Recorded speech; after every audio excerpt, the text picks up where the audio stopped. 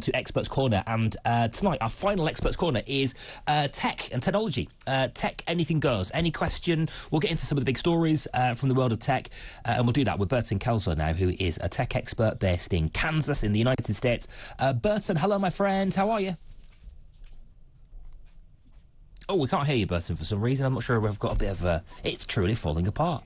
Everything's truly falling apart. I think, Burton, that you might be on mute, is what I'm being told by the gallery. No, Burton says... But producer Mark has suggested that Burton is on mute. Burton's a tech expert, Mark. Of course he's not on mute. You're telling us that our tech expert doesn't know how to work Zoom? Please. Okay, we'll get to Burton in a sec if we can. Your calls to him, by the way, very, very welcome. The whole idea of Experts Corner has always been, from word go, that you use this moment to pick the brains of our expert. So the number's wide open to you. It's 0344 499 1000. You can text talk and then your message to 87222. Talk and your message 87222, or give us a call if you've got something you want to know from the world of tech. Maybe something that's going on in your world, maybe something in your in your sort of repertoire of tech, something you need a bit of help with, tech support basically. Maybe the printer's not working, something like that. Could be as basic as that, or something a little bit more sophisticated that you'd like to get some insight on Burton. From Burton on, or perhaps pick his brain on one of the big tech stories of the week. We need to talk about Elon Musk, don't we? And Twitter, because there've been some revelations on how that relationship fell apart. We also need to talk about voice assistants and children's development. There was a story in The Guardian, I think, yesterday about voice assistants potentially hindering children's development, and we're in a really fascinating era, aren't we? Because I suppose we are yet to feel the full effects of that and understand exactly how having things like, and I'm going to mutter it because people get really annoyed when I set them off, you know, Alexa's around, or Google Home thing around, how having those in the household is affecting kids and affecting kids' development. And I know my niece, for example, is just obsessed with it, and in fact, actually, I've got 3 nieces that are obsessed with voice assistants, who use it for so much, constantly asking them questions, and they're sort of trained, and one of them in particular, I think, has been trained by her parents to thank the voice assistant, which is extraordinary. Or it feels extraordinary, but is it extraordinary? Or is it that just par for the course? That's just the way that these things go. That's just the modern world, right? Yes, we are breeding a generation who are digital natives.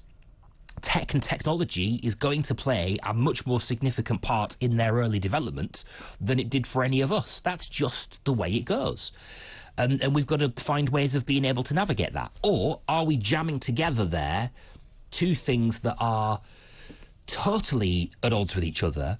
The human experience and the digital experience colliding together critically during your most formative years, those early years where your brain is developing, where your understanding of communication, is developing. Sorry, too much fudge. And we are going to ultimately end up with a negative impact that is going to hamper or harm the development of our children. And what's quite interesting is we're really at the very, very, very early stages of understanding that, aren't we? Because it's kind of going to take that generation becoming adults, I suppose, before we're going to get a full assessment of whether or not that is having any impact at all and what kind of impact that's having. If you've got a take on that, by the way, I'd be really keen to hear it. If you've got a take on how humans and technology interacting at those earliest years is playing out, what kind of impact it's having. Perhaps you've seen it with your child or your children. Perhaps you've seen it with nieces and nephews. Perhaps you've seen it with grandkids. If you've got grandkids and your grandkids are much more attuned to technology these days, and you can see that having an impact on them in one kind of way or another, pick up the phone and give us your experience. We'll do our own study tonight. 0344 499 1000. I think we've finally got Burton back, have we? Burton, can you hear me? I can hear you just fine. They're only did carrying on with about talking about technology. You did good. Yes, I don't know if you can tell, person, but I'm paid to talk. I'd literally do that professionally for a reason. There is no amount of airtime that I can't fill. Whether it's good or not is another matter. But airtime, the dial keeps moving. Burton, shall we start there then? Considering I've given it so much time. What did this study? There is our study now, isn't there, or at least perhaps the early stages of some studies into what kind of impact voice assistants are having on early years developments of kids. Yeah, I can experience that in my own household because it's the way my younger son interacts with the Alexa device. It treats it more like a human as opposed to an actual machine. So he gets hurried. He gets upset when Alexa doesn't respond the way that he's supposed to. So I can absolutely see what's going on with these smart devices. So he gets upset when it doesn't do what he wants to do, but what he wants it to do. Yeah, there's no patience at all. It's like Alexa, Alexa, Alexa, and unfortunately, you're going to hear my device go off here in a second. But and many others as well. We just set the nation's voice. Right. So to be a bit more patient and to make kids understand that these devices aren't real people, that they're machines, and that it takes time to actually interact with these devices. And I guess the thing that we're considering here is the impact on their empathy and compassion. I think this study talks a little bit about their critical thinking skills as well, their development as a human being, and I guess we're now starting to see what kind of impact this level of interaction with technology is having on all of those human faculties. What do we know? Necessarily geared towards just these smart devices. I think it's just the internet in general, and just the information that kids are having to deal with as far as the things that they're exposed to online. Right. Okay. In what sense? Expand on that. In what way? Well, I think kids are exposed more, I won't say inappropriate content, but just more adult content than we were when we were growing up. And so as kids, they're not able to really understand how that information works, meaning they don't know if they should be sad, scared, or, they don't know what emotion to emulate, because they're just getting a bombardment of information that comes at them, and they don't know how to deal with it. So, I think that's the biggest problem. Right, goodness me, and that will be having an effect presumably on their empathy skills and their compassion and their critical thinking. Right, exactly. Obviously, with smart devices, you're going to have that same thing too, because for young kids, all they hear is a voice, and with a voice, to them, it may be just thinking that there's a human on the other side, rather than just, I won't say artificial intelligence, but a machine that's just going to respond to whatever occurs. Because you have to remember, Alexa devices are geared for adults. They're not geared for kids. And so, when they manufacture these devices, they're not even thinking of kids at all. They're just thinking of adults who have the common sense and wherewithal to know how to respond to these devices. Another thing, speaking of my nieces, another thing that one of my nieces does, my youngest niece, who is perhaps sort of most, actually, to be honest with you, if you're under 20, you've grown up with technology as being just part of the course in your life, but certainly under 15, under 10 for sure, and under 5 as she is definitely. She now, if she's reading a book, I've mentioned this before, if she's reading a book and she sees a picture, she will try to zoom in on that book by using the pinch. Right. Like you can on on an iPad or an iPhone or something like that. Isn't that incredible? Right. And she can't. I imagine it's a good few years ago she did that, and I'm not sure if she's done it since. But I imagine she's probably now been able to decipher between a digital image and a physical print image, and understanding that you can't do that with both of them. But that for me suggests that there is an alter. We've talked a little bit tonight about sort of the wiring of our brain. We've been talking about phobias and the way that our brains are wired. That to me suggests that there is an influence on the wiring of the brain that this technology is having. Definitely. You've heard about technology addiction and just the way technology itself interacts with adults and kids. The whole purpose of social media and a lot of these tech items, including smartphones and sometimes smart home devices, is to keep the brain plugged in all the time. And for kids, that's going to be a challenge because their young minds just don't understand how to unplug and disengage from a lot of these tech items. So, I mean, it's very much a culture of addiction when it comes to electronics. So, I mean, overall, maybe parents shouldn't have some of these electronic devices in their homes. Yeah. And that's something to think about. Yeah, it is, isn't it? It is. All right, Burton, hang on. We'll take a break. We'll come back and get some questions as well to you. If you've got a question for tech expert Burton, give us a call tonight, 03444991000. Anything goes. And like I say, if you've got an experience of that, an experience of how technology has influenced or is influencing or infiltrating your life or your family's life, 03444991000. That doesn't all have to be horror stories either, by the way. I mean, there are plenty of examples of it being a force for good, something that's genuinely helping you and your family life, perhaps. 03444991000. This is Talk TV. More with Burton, our tech expert, and you after this. What was my biggest career moment? After spending about 25 years in Fleet Street, there's loads of stories I could tell you. But actually, I think I did an overnight show for Talk Radio in the early days, the night of the Brexit referendum. And that was actually quite a milestone because, of course, we started off thinking that Remain had won. And at 2:30, 2:45, after Nigel Farage had already said he'd lost, it turned out he hadn't lost. And it turned out we were leaving the European Union. So that was quite a shocker. Talk TV is going to be the kind of channel that when you have sat there, as I do in this industry, as a journalist, and you think about what a channel should be, what is missing out there. People have given things a go. They've tried to say, look, this is where we're going to have common sense and real views and represent what ordinary people think. And it's never really happened. And actually, Talk TV has come along, and it absolutely is about to nail that very thing. Join me, Ian Collins, every day on Talk TV. There is nothing we hate more than hypocrisy. Discussing the big issues. Why was it so hard to establish the deputy leader was at a meeting with her colleagues? The callers. Alan in Grimsby, Tracy in Burton-on-Trent. Dave, thank you very much. Picking apart the big stuff. This simply does not wash. Look who's back under the spotlight. I'm Julia Hartley-Brewer, and this is Talk TV. I think my most memorable and proudest moment in journalism over all these years is actually being on air during the lockdowns, even when I had COVID myself. Over the last 2 years, getting people to tell their stories, not just about people who lost loved ones to COVID, but people who lost their fundamental freedoms, their children's schooling, their mental health, their physical health, their businesses, and giving people the chance to tell their stories about how it affected them.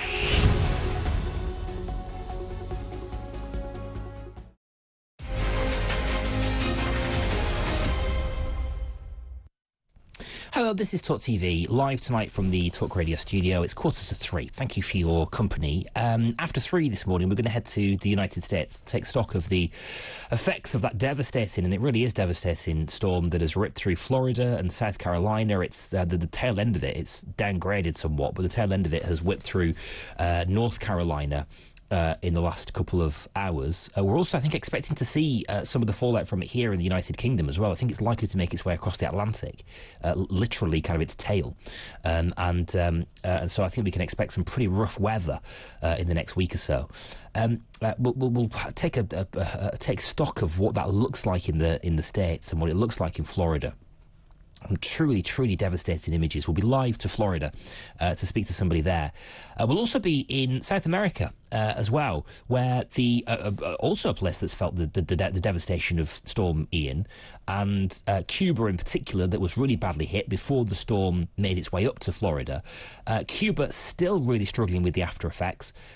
Power cuts there that have lasted a week now, and protests in Havana, which is, of course, the capital of Cuba, at the government's handling, in the dark protests at Cuba's handling of that crisis and the inability to get the power back on. We'll take stock of what that means in South America, and on the eve of a very, very important election in Brazil, how that's playing out, an enormously important election in Brazil that really echoes quite a few of the elections that we've seen over the last couple of years. Very much stark left versus populist right. It's basically a replay of what happened in here, really, and what happened in the States with Donald Trump. Bolsonaro somebody who operates very much from the Donald Trump playbook? That's after 3. Let's firstly get to tech. Burton Kelso has been with us tonight, tech expert based in Kansas City. Burton, thank you for being with us. Really appreciate it. We've talked a little bit about voice assistants and development and stuff tonight. I had a couple of messages on that. We'll get to them in a sec. Some people sharing their experiences. Can we talk a little bit about Twitter? I'm not sure if this is a story. This isn't a story that's in my notes here, Burton. So forgive me if I'm thrusting this one on you. But we did get some insight, didn't we, into Elon Musk and Twitter's spat earlier this week and what led to the deterioration of that deal. Yeah, so I think with Twitter, I think it was a dispute as far as how many users Twitter actually had. Well, if memory serves correctly, I think there was a whistleblower that said that the information from Twitter was false, and that may have been the reason why Elon Musk pulled out of that Twitter deal, which, if that's the case, I don't blame him. I mean, if you're getting false information about a company, why would you go in and buy it? Especially if the product isn't what they say it's going to be. And there is a bit of an accusation, isn't there, that he sort of perhaps knew that was going to be the case and sought out, or knew that it was going to be the case that he was going to struggle to get that deal over the line, and sought out and found an excuse to back out. Oh, sorry, my microphone. An excuse to back out, or is that unfair? I don't think Elon knew that initially, but I think at some point someone did come to him and say, hey, Twitter's not being honest about their numbers, so maybe you shouldn't go in and deal with this. But I mean, I think if he were to take over Twitter, then I think it would rejuvenate the social media network. I mean, wouldn't you think? It's kind of like the guy who created Tesla is taking over social media. He's definitely got a following. So I think it would definitely be a boost to Twitter. Because if this doesn't happen with Twitter, no telling what's going to happen to Twitter. How many people use it anymore? The idea terrifies me, but I'll be absolutely honest with you. I'm one of those people who find that prospect very, very scary. Let's talk about cyber, because we've only got about 10 minutes left, and I really want to get into a couple of other bits. Let's talk about cybersecurity. Australia in particular, a really hot topic in Australia where the country's been left massively exposed by a cyber attack. Yeah, it's horrible. I understand that Australia, and I don't know if this is fact or not, is about 10 years behind as far as cybersecurity is concerned. So, I mean, that's unfortunate, but even more unfortunate is the fact that, and I forget the name of the company because we're live on air, but it's Optima, right? Optus, yeah, Optus. There we go, we got it right. Optus had a massive data breach, and it all boiled down to their API system, which is a tool that allows websites to talk each other. Someone figured out that Optus was not using secure protocols, so they just set up an admin account and gave themselves access to all of the customer data. I mean, that's terrible. That is extraordinary. And does that sort of thing come with a whacking great big fine? One should hope so. It depends. I mean, obviously, they're going to have to do a fine in the means of making sure that they recoup or reimburse their customers whose information was stolen. But as far as the Australian government, there's no telling what could happen. But I would imagine that, yes, they should have a large fine for allowing something so simple to occur. I mean, obviously, with Optus in their website, it needs to be secure from all aspects, not, you know, it shouldn't be that easy to break into their website to get access to customer data. So why you say Australia are behind, years behind in terms of cybersecurity? Why? That's a good question, but I would imagine if they're like most companies, they just don't spend the money on cybersecurity, maybe thinking that they're not targets like, say, the United States or England.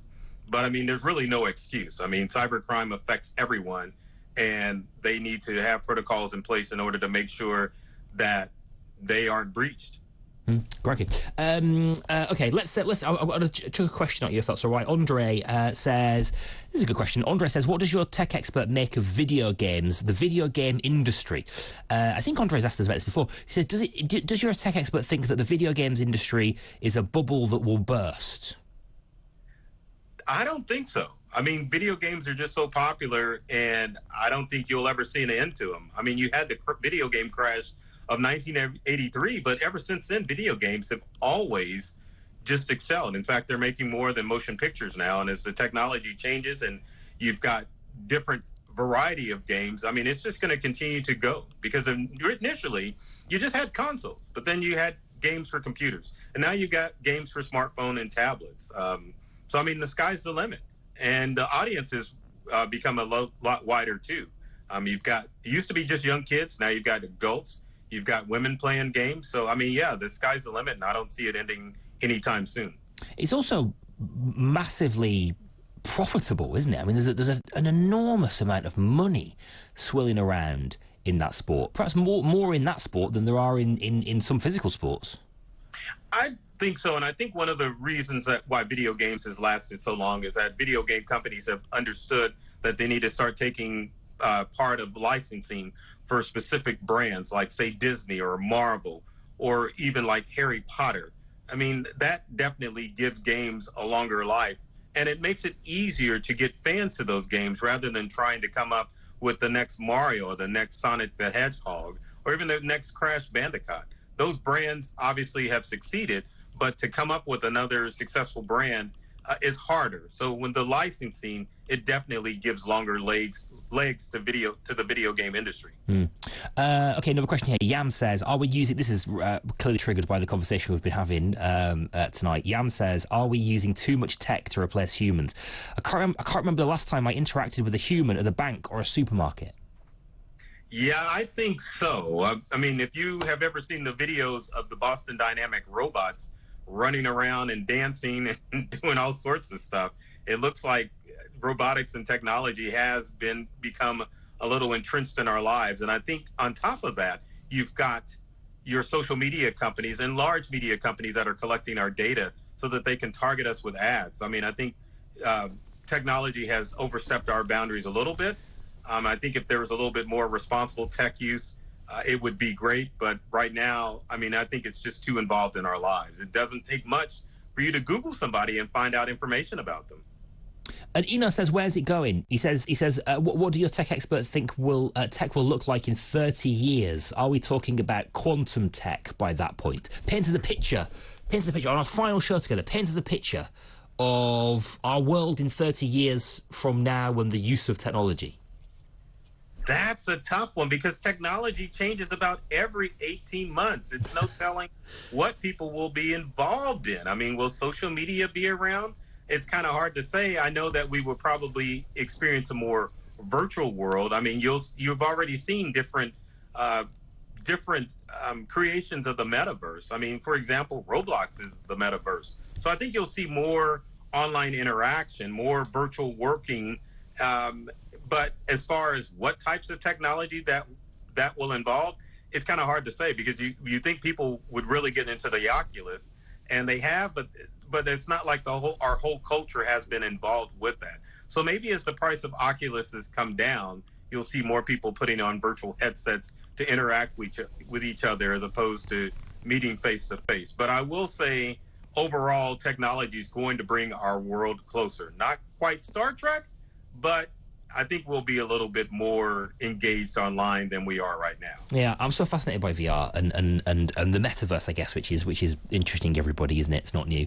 That sort of extra layer of society that we are developing, right? A sort of society 2.0 through virtual reality and the metaverse. Okay, quick. This is a little bit more back to earth. Terry says, "Can you ask your tech expert about streaming services? I'm trying to cut back on my spending, like the rest of the world, I guess." And get rid of a few. Is there a good place to get a good variety of TV? Is there like a streaming king? Like, what's the best? If you can only afford one, which one do you have? I know it's almost like Highlander. There can be only one, but unfortunately, you can't have it. I mean, companies are splitting off now. So, I mean, before you used to be able to get Disney content on Netflix. Now you've got Disney Plus. So, unfortunately, no, there is no good way to settle on one streaming service. I think it has to deal more with what your likes are. So if you're more like Netflix content, then stick with Netflix. Or if you like Amazon, stick with Amazon. But I will say this, I think Amazon, even though you have to pay to play on some of their stuff, they do offer a little bit more robust as far as streaming versus movies, because if it's not on Amazon Prime, you can always rent it out, which is a good happy medium. So you can just buy the episodes, like buy the series or the season. Amazon Prime. If it's on DVD, chances are you can get it. You can rent it on Amazon Prime rather than having to say I'm trying to get it for free. And I think that's the problem with most people. Everyone wants to pay one low monthly fee and get everything, and that's just not going to happen. Yeah. Those series, if you buy a series on Amazon, that can cost you like twice for what it can cost you for a monthly subscription to a whole platform, though, can't it? It can, but I think you have to look long term as far as that's concerned, rather than paying. Let's say, for example, if you had Paramount Plus and you were a big Star Trek fan, then there's not enough content to like have it for a whole year. I mean, specific shows come out at specific times. So what streaming services are trying to do is to always have new content year round so that you're plugged in or tuned into the latest thing. So, I mean, I think if you were only wanting a specific stuff, then yes, you could rent it out. But if you were just tuned into the whole service, then obviously it makes sense to pay for it. I have Netflix. I'm a Netflix guy, and I do like Netflix. And I would argue Netflix has perhaps the biggest variety of other content, because it started out much more other content, a lot of BBC content on there, for example, and Channel 4 and stuff that they've obviously sold. But there are a lot of like weird things, like game shows about cake and stuff that they're doing that I just can't quite get my head around. I feel like it's not like, not really worth my £7 a month. It's more than that these days, isn't it? Burton, it's been a pleasure to have you on our final show on Talk TV, Burton. Thank you for your insights. Look after yourself. You too, Daryl. You take care. See you again. Burton Kelso with us on Talk TV, our tech expert tonight on Expert Corner.